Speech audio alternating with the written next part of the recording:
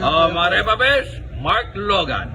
Wala po personalan, kwentuhan lang. Meron akong kwento. Atin to. Pilit kinakalikot. Pilit sinusundot. Mark Logan, ABS-CBN News. At syempre nandiyan din po si Kim Atienza, pasok! Pakaliwala sa panahon, maganda sikat ang araw. Ang araw isisikat paglipas ang hapon. Samantalang hapon nililipas pag sikat ang araw. Mulito po ang iyong Kuya Kim. Laging tatandaan sa mga pagsubok ng panahon. Ang buhay ay weather lang. Yun, Mike Enriquez, pasok! Magandang gabi po sa inyo lahat mga kapuso, no? Ito po ang walang kinikilingan, walang pinoprotektahan. Serbisyong totoo lamang po dahil hindi po natutulog ang balita. Nakatutok po kami. Bert, 4 oras. Excuse po po. O sa dos naman, Ted Bailon. Public service lamang po, bato-bato sa langit at tamaan, huwag magagalit. Ako po, ang patrol ng Pilipino, naglilingkod sa inyo saan man sa mundo. Ang Pangulo, Sino Pangulo? Duterte. Well, masabi ko lang, Tawa kay Sir Bert.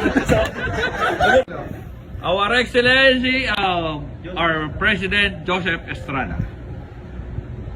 Ay, Joseph pala. Ayun.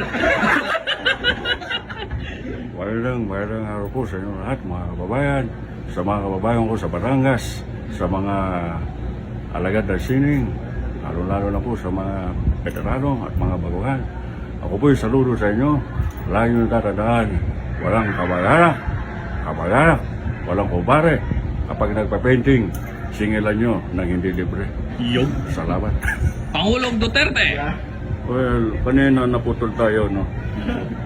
Masabi ko lang sa lahat ng mga kolektor, huwag yung kaligtaan yung gawa ni Jada Eldon. Noy Aquino. Ay, Noy, oo. Benigno Aquino Jr. Gusto ko lang pong linawi, was it for all, lalo na po doon sa mga nagkakalat na mga chismis, na base lang naman po sa mga haka-haka, puro-puro, na kapag daw po may nakasuotan dilaw, tinuturing na natin kalyado kakampi, ay di naman po totoo mga yan. Eh, bakit po yung mga nagtatrabaho sa Nestle, sa Maggi, madalas nakadilaw, pero hindi lahat masasabing kakampi. Tama. Bakit pa po tayo magpapakit sa baka kung meron naman po sigurado? Yun. Kaya nga po, paulit-ulit ko po sinasabi sa inyo, huwag na huwag mahiyang magtanong. Dahil sa Mercury Drugstore, nakasiguro kayo ang gamot, ay laging baka. Fidel B. Ramos. Wala kasi stay na Mabuhay Philippines 2000. Walang tutulong sa mga visual artist, kundi si Sir Mer at si Sir Joseph. Ay, siya ang idol natin, si Fernando po. Itong tatandaan mo, Balderrama.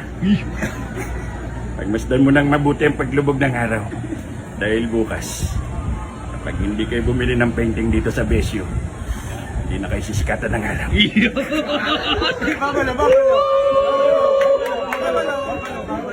Babalaw. Wow, yun sinasabi ko sa inyo eh. Ha? Alam nyo, kung tatangkili kayo ng painting, sa mga Batanggen nyo, artist kayo bibili eh. Ha? Matindi to. Ha? Malapit to eh. Wow.